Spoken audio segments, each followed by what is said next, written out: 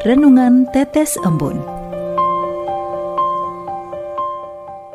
Renungan Tetes Embun, Rabu 30 Oktober 2024. Berjuang bersama Yesus. Kutipan diambil dari Injil Lukas bab 13 ayat 24. Berjuanglah untuk masuk melalui pintu yang sempit itu, sebab aku berkata kepadamu, banyak orang akan berusaha untuk masuk, tetapi tidak akan dapat. Sobat Katolikana, akhir-akhir ini ada begitu banyak pemberitaan di media massa yang isinya kerap mengharuskan saya mengelus dada sebagai tanda keprihatinan atau kekecewaan yang tidak dapat saya tutupi. Berita-berita yang berhubungan dengan Purim, sebagian diantaranya berujung maut dengan tindakan pembunuhan atau bunuh diri. Banyak peristiwa di atas, jika saya telusuri ke belakang, salah satu pemicunya berhubungan dengan kesehatan mental. Ya, hal ini menjadi cukup banyak perhatian banyak pihak. Dan jika dihubungkan dengan kehidupan rohani, gangguan kesehatan mental ini pun dapat membawa dampak yang cukup signifikan. Sobat Katolikana, bacaan Injil pada hari ini mengisahkan perjalanan Tuhan Yesus yang berkeliling dari kota ke kota berikutnya, serta dari desa yang satu ke desa selanjutnya, sambil mengajar orang banyak.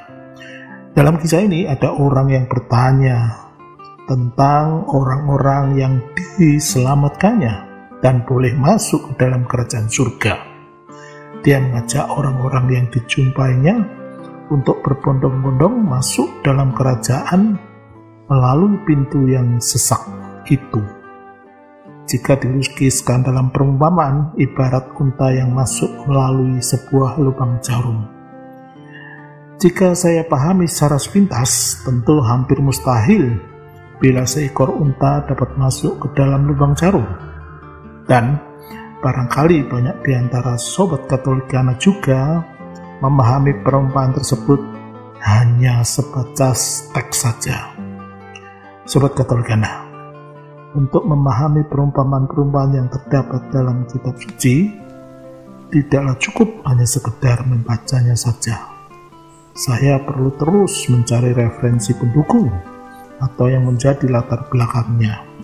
Nah, lubang jarum dalam perumpamaan yang disampaikan Tuhan Yesus sebenarnya merujuk pada nama pintu darurat di kota Yerusalem sekitar 30 Masehi.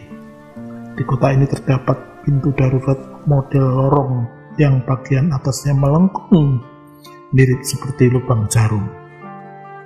Dalam konteks ini harus dipahami bahwa bagi seekor unta, jalan lorong ini akan menjadi terlalu sempit dan rendah untuk dilalui.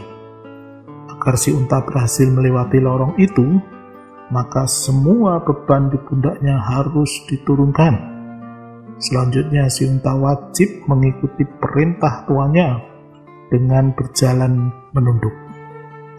Melalui pesan Tuhan hari ini, saya mendapat pemahaman bahwa untuk dapat masuk ke dalam kerajaan surga, saya harus mau menanggalkan beban duniawi dan mengikuti perintah Yesus untuk sungguh-sungguh mengikutinya. Maka saya dan sobat Katolikana semua di sini harus tinggal bersama Yesus, bekerja bersama Yesus, dan bekerja seperti Yesus.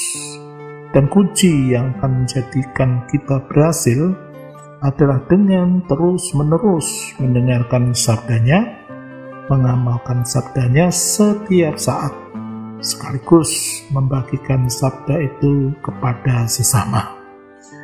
Marilah berdoa.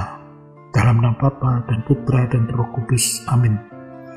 Tuhan Yesus, melalui sabdamu, kami banyak belajar untuk semakin beriman, sekaligus bermurah hati kepada sesama kami.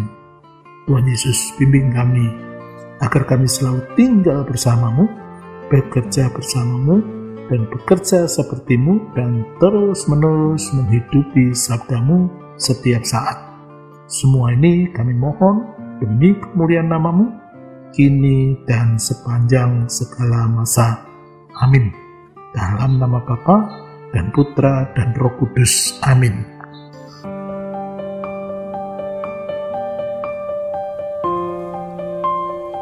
Demikian Anda telah mendengarkan Tetes Embun yang dipersembahkan oleh Radio Katolikana. Renungan Tetes Embun bisa Anda simak di Radio Katolikana, media sosial Radio Katolikana, dan YouTube Katolikana. Terima kasih dan sampai jumpa.